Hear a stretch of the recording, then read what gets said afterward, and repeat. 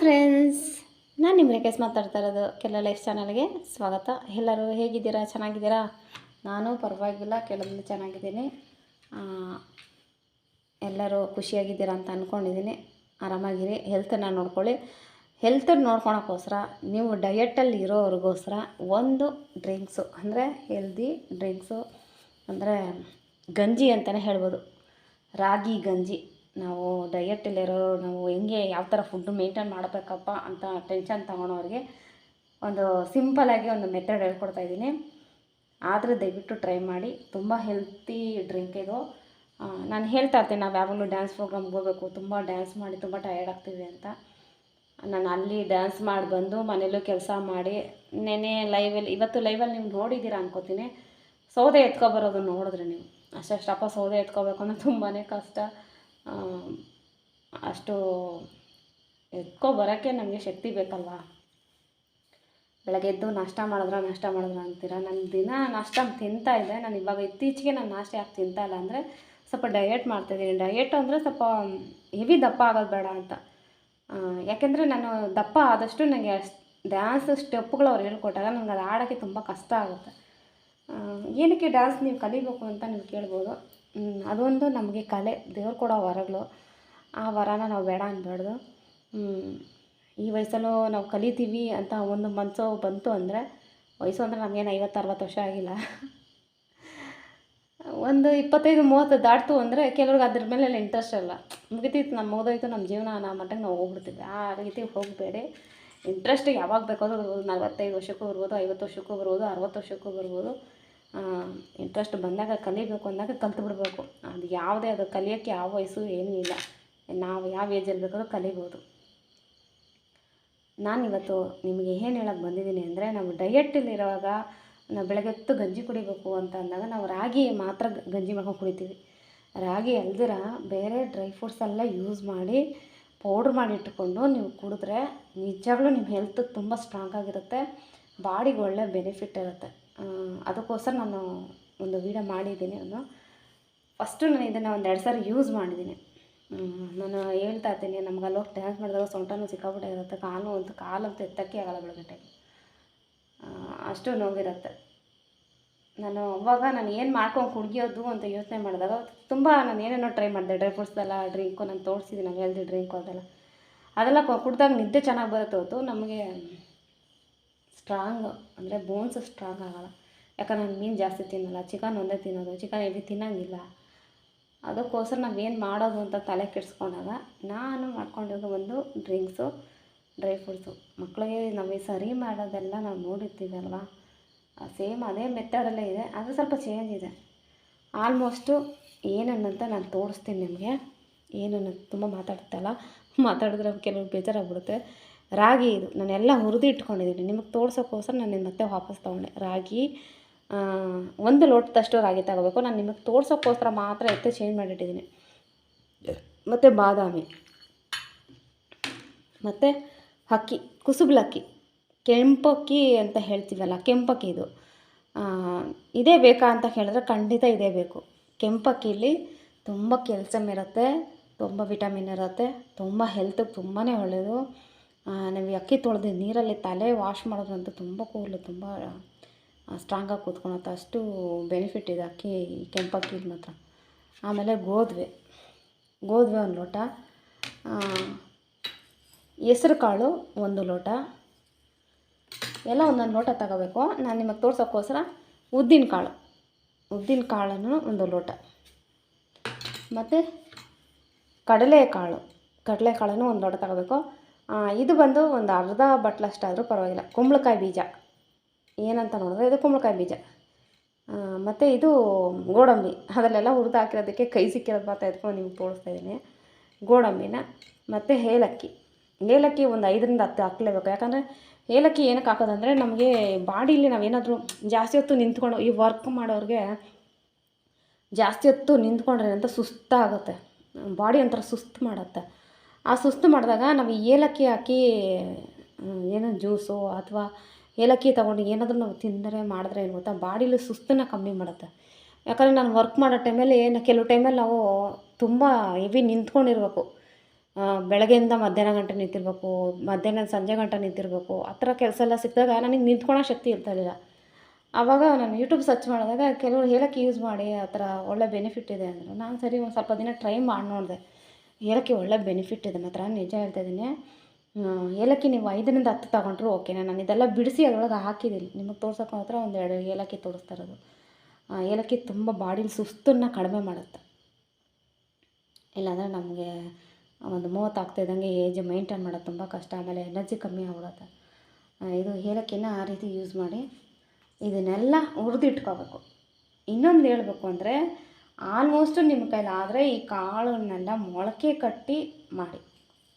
ಇದು ಹೆಸರು ಕಾಳು ಮೊಳಕೆ ಕಟ್ಬೋದು, ರಾಗಿನೂ ಮೊಳಕೆ ಕಟ್ಬೋದು, ಗೋಧುವೆನೂ ಮೊಳಕೆ ಕಟ್ಬೋದು. ಬಾದಾಮಿ ಅಂತೂ ನೀರಲ್ಲಿ ನೆನೆಸಿ ಒಣಗಿಸಿ ಅದನ್ನು ನೀರಲ್ಲಿ ನೆನೆಸಿ ಇಡಬೇಕಾಗುತ್ತೆ. ಅಂದರೆ ಇವೆಲ್ಲ ಚೆನ್ನಾಗಿ ಬಿಸಿಲಿರುತ್ತೆ ನೋಡಿ, ಆ ರೀತಿ ಜಾಗದಲ್ಲಿದ್ದಾಗ ಇವೆಲ್ಲ ಮೊಳಕೆ ಕಟ್ಟಿ ಬೇಕಾದ್ರೆ ಒಣಗಿಸಿ ಇಟ್ಕೊಂಡು ನೀವು ಮಾಡ್ಕೋಬೋದು. ಇಲ್ಲ ನಮ್ಮ ಹತ್ರ ಬಿಸಿಲಿಲ್ಲ, ನಾವು ಹೀಗೆ ಮಾಡ್ತೀವಿ, ಸಿಂಪಲಾಗಿ ಮಾಡ್ಕೋತೀನಿ ಅಂದರೆ ಇವೆಲ್ಲ ತರಿಸಿಟ್ಕೊಳ್ಳಿ. ಕ್ಲೀನ್ ಮಾಡಿಕೊಂಡು ಒಣಗಿಸಿ ಬಿಸಿಲಾಗ ಚೆನ್ನಾಗಿ ಒಣಗಿಸ್ಬೇಕು. ಒಣಗಿಸಿ ಇದನ್ನು ಪೌಡ್ರ್ ಮಾಡಿಟ್ಕೋಬೇಕು. ಚೆನ್ನಾಗಿ ಹುರಿಬೇಕು ಸ್ಟವಲ್ಲಿ. ನಾನು ಹುರಿದಿಟ್ಕೊಂಡಿದ್ದೀನಿ ನೋಡಿ, ಈ ರೀತಿ ಹುರ್ಕೋಬೇಕು. ಹುರ್ಕೊಂಡು ಪೌಡ್ರ್ ಮಾಡಿಕೋಬೇಕು. ಜಾಸ್ತಿ ಬೇಕು ಅನ್ನೋರಿಗೆ ಮಿಲ್ಲಲ್ಲಿ ಪೌಡ್ರ್ ಮಾಡ್ಕೊಳ್ಳಿ. ಕಮ್ಮಿ ಬೇಕು ಅನ್ನೋರಿಗೆ 1-2 ಲೋಟದಷ್ಟು ಮನೇಲೇ ಮಾಡ್ಕೊಳ್ಳಿ. ಅದೇ ಹೇಳಿದ್ನಲ್ಲ, ಬಿಸಿಲು ಚೆನ್ನಾಗಿ ಒಣಗಿಸ್ಬೇಕು. ಬಿಸಿಲಲ್ಲಿ ಒಣಗಿಸ್ದಿರ ಮಾಡೋಕ್ಕೆ ಹೋಗ್ಬೇಡಿ, ಬಿಸಿಲು ಬಂದಾಗ ಆಗ್ಬಿಡುತ್ತೆ. ಈ ರೀತಿ ನಾನು ಎಲ್ಲನೂ ಹುರಿದಿಟ್ಕೊಂಡಿದ್ದೀನಿ. ನೀವು ಕೇಳ್ತೀರಾ ಬೆಳಗ್ಗೆ ಎದ್ದು ಬಂದು ನಾಷ್ಟ ಮಾಡಿದ್ರೆ.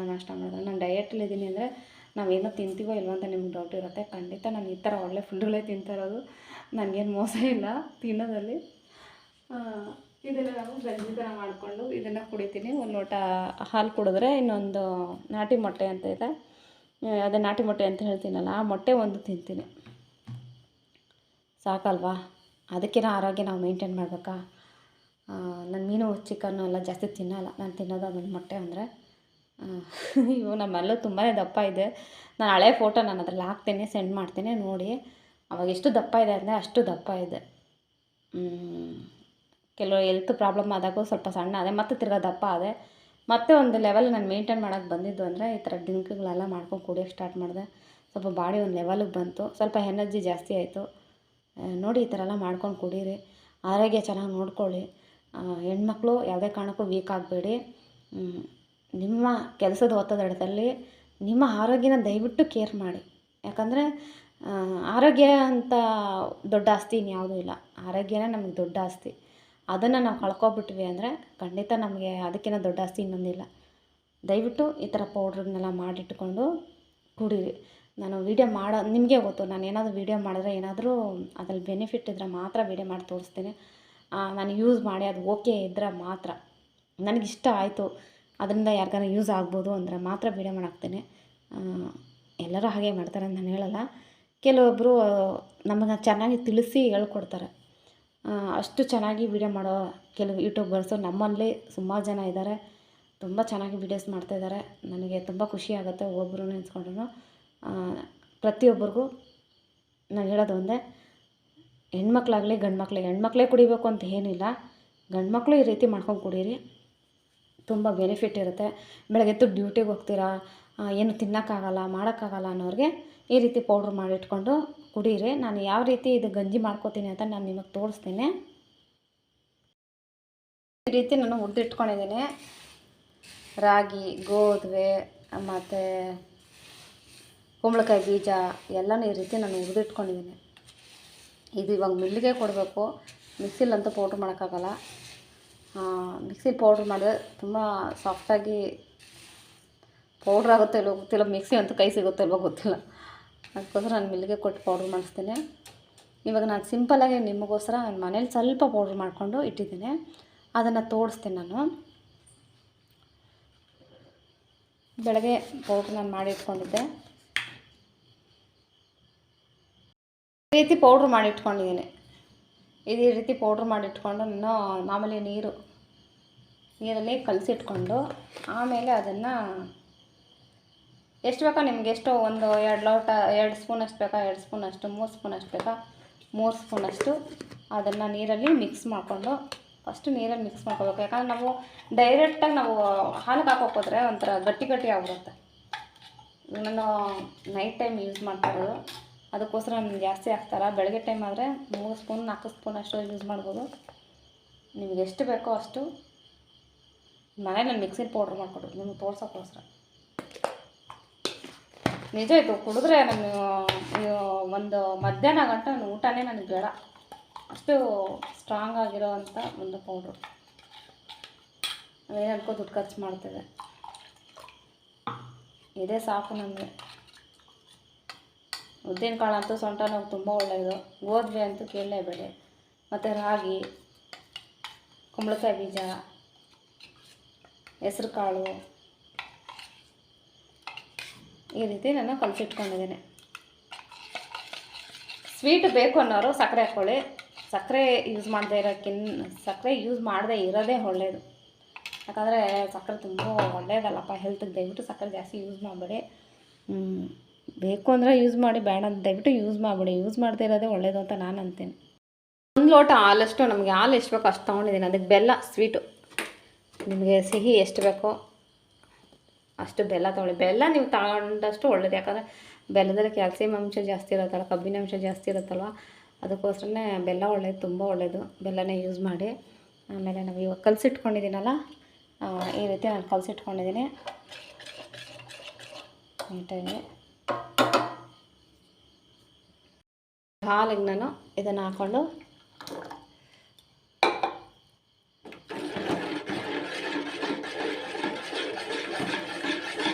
ಆಮೇಲೆ ಗಂಜಿ ಹೇಗೆ ಮಾಡ್ಕೋತೀವೋ ಆ ರೀತಿ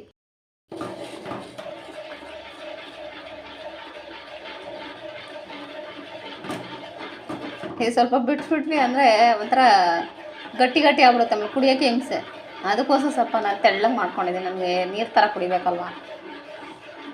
ಬೆಳಗ್ಗೆ ಎದ್ದ ತಕ್ಷಣ ನಾನು ನೀರು ಕುಡಿದ್ಬಿಡ್ತೀನಿ, ಖಾಲಿ ಹೊಟ್ಟೆಗೆ ಫಸ್ಟು ನೀರು, ನಂತರ ನಾನು ಗಂಜಿ ಮತ್ತು ಮೊಟ್ಟೆ.